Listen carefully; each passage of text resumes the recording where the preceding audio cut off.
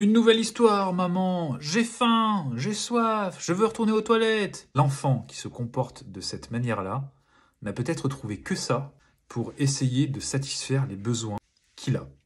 Il se peut en effet qu'il ressente de la peur de se retrouver seul dans la chambre, de la tristesse de quitter ses parents, et ces émotions sont fluctuantes d'un jour à l'autre. Ça peut aussi dépendre des expériences qu'il a vécues dans la journée et dont nous n'avons pas connaissance, nous, en tant que parents. Quoi qu'il en soit, l'enfant va donc essayer de différer son heure d'endormissement et son heure de coucher. À nous, en tant qu'adultes, de lui offrir de l'empathie, en verbalisant ce qu'il ressent, et peut-être même en confiant ce que nous vivions quand nous étions petits. En l'occurrence, nous avions peut-être eu peur aussi, et ressentions aussi de la tristesse lors du coucher. Le fait de partager cette expérience avec eux va leur faire comprendre que ce qu'ils ressentent est OK. Et ça, c'est un premier point très important.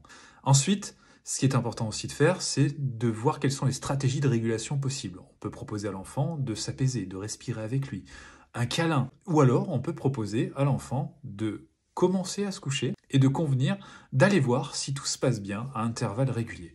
C'est ce que vont faire les parents de Mika dans ce livre dont je vous conseille la lecture.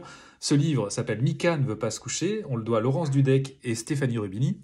Les parents vont donc venir voir si tout se passe bien dans la chambre. Mika, après la première visite, se sentira rassurée, saura que ses parents veillent sur elle, et d'ailleurs la porte restera ouverte, et elle va donc s'endormir plus paisiblement parce que ses besoins auront été satisfaits, son besoin de sécurité par exemple, ou encore son besoin d'écoute.